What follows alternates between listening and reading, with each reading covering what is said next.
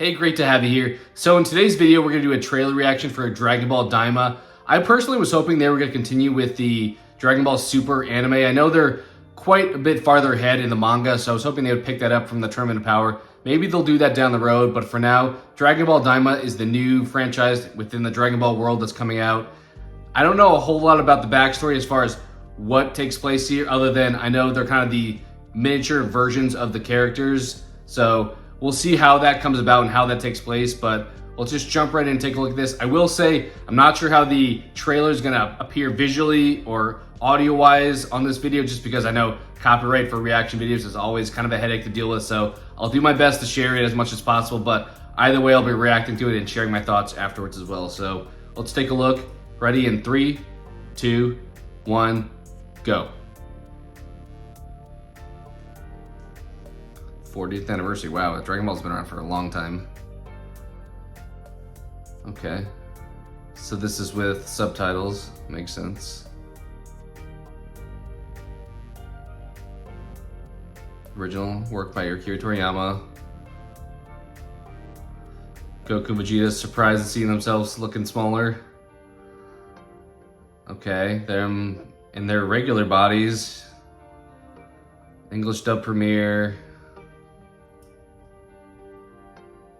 Okay, yeah, they're fighting normal. I don't know what the rippling effect.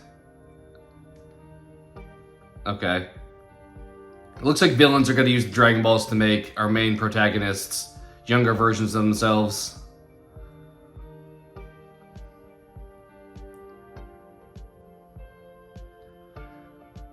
It sounded like Stephanie Natalie, I think that's how you pronounce her last name, the original voice actor of Goku in Kid Gohan. Or Kid Goku and Gohan. It is.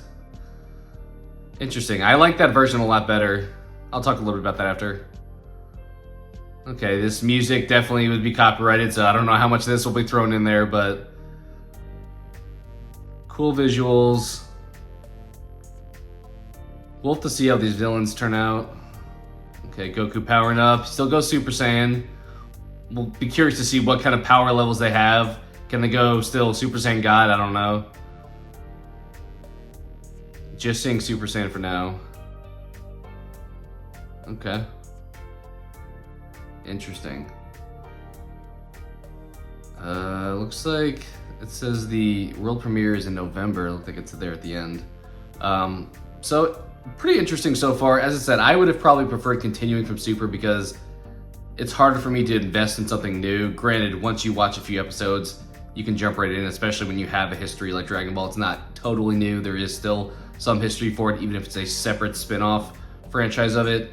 But overall, pretty interesting to me, I would say. Let's see if I can take a look back at some of the pieces. But I was pointing out there as well, the original voice actor or voice actress for Kid Goku and Teen Gohan, or just Kid Gohan in general, was who I personally preferred in the regular, I think it was just the regular Dragon Ball Z dub that they did. I preferred the original actress that did that voice. To me personally, that's just a preference thing. Like when they switched over to Dragon Ball Z Kai, and even a lot of the video games, they have a different person doing the voice for Gohan, especially is where you notice it, because they don't do a whole lot of Kid Goku anymore, since that's more specifically just Dragon Ball, not DBZ or anything like that. So the original voice actress, Stephanie Natalie, as I said, I may be butchering the last name, but she, I really liked the voice for Gohan in that aspect, so it's nice to see her back in that role.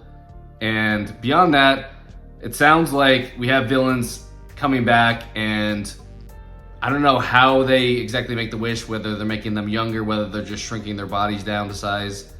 We'll have to see exactly the details of the wish that takes place, but it appears that the villains use Dragon Balls and then I make our protagonists smaller versions of themselves, which maybe is a good point to make, because the big criticism with Dragon Ball Z especially was always, hey, power scaling just continues to get out of control. You know, you beat Frieza, and then you move on to Cell, and you have to have even bigger baddies that somehow didn't exist before, but now they come out, and you move on to Boo, and it's this next big baddie, and then Beerus, and then you keep kind of going on, and it gets a little bit too crazy with how powerful people get, because our heroes keep getting stronger and stronger, so you need to keep throwing bigger and bigger villains, but at some point you get a little bit of power creep, and then also the downside with that is you leave behind a lot of the protagonists who don't have those power scaling effects. Like, I think a lot of people's criticisms of especially later term Z and maybe even to Super is that it turns into the Goku Vegeta show. You don't have as much Piccolo,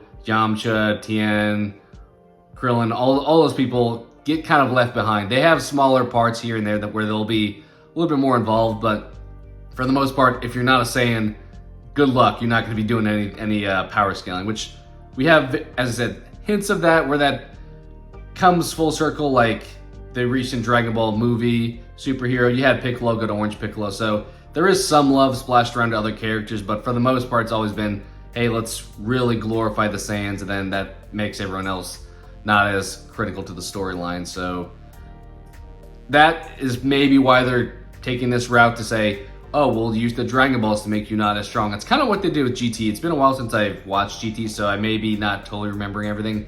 But I know similar to in that story, you had Goku get shrunk down and pretty much his powers got taken away. So that's a way you can counter power scaling, is you have kind of gimmicks where you have the main characters lose their powers essentially with some form of Dragon Ball inclusion in all likelihood. So it makes sense. It's a way to get the story back up to a lower level, so it's not as just continuing to power creep. And maybe you can include some of those other characters again. We'll have to see there. I know Piccolo especially seems like has a big part in this.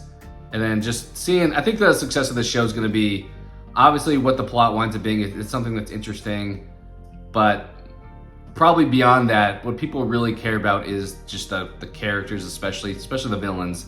If you don't have somebody like a Frieza, a Cell, a Boo, you have to have somebody who has that really strong villain power. Like, a lot of criticisms for the Tournament of Power, people love that. That's probably their favorite arc of Super, but the big criticism is Jiren's not an interesting villain, which I understand, and I think it's fine. He's an okay character. He has his own aspects, and you don't always have to have this really in-depth backstory, because not everyone's going to have that, and it gets a little bit out of control if everyone has something like that. But I think the interest in these villains is going to be a big driver in how successful this winds up being, because we don't know anything really about them thus far, but hopefully they turn out to have some interesting aspects to them and wind up having some really great battles. I know at the end of the trailer here, we had Goku using his Kamehameha in Super Saiyan form. As I mentioned kind of throughout the trailer, it'll be interesting to see what kind of power limits they have. So are we going to have Super Saiyan, are we going back to Super Saiyan being the pinnacle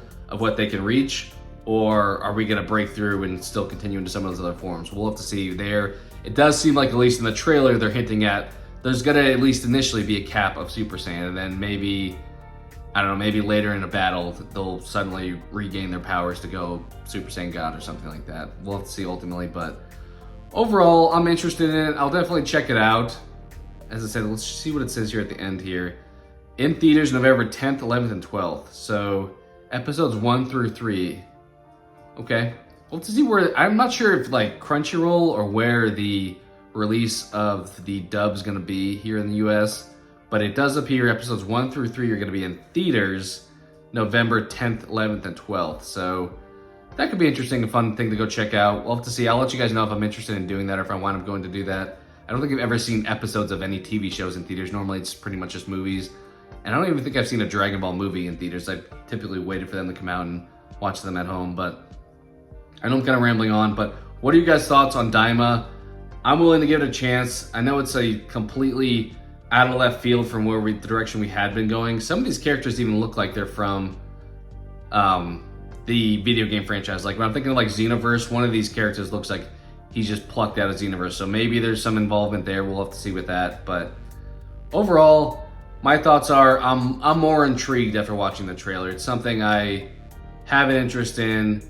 I'm not fully bought into saying this is going to be great or anything like that, but I'm going to watch it and definitely give it a chance to see if it winds up being successful. And I'm curious how far they're going to go down with this. I don't know how far Toriyama got in the writing of this before his passing, but hopefully he had a pretty fleshed out plan, because I'm not sure what they'll ultimately do if they get to a point where it's beyond what he had kind of already laid out. Are they going to continue on his behalf? It's going to be an interesting situation. It's going to be similar to probably like Berserk, where the original creator of that passed away and his protege took over.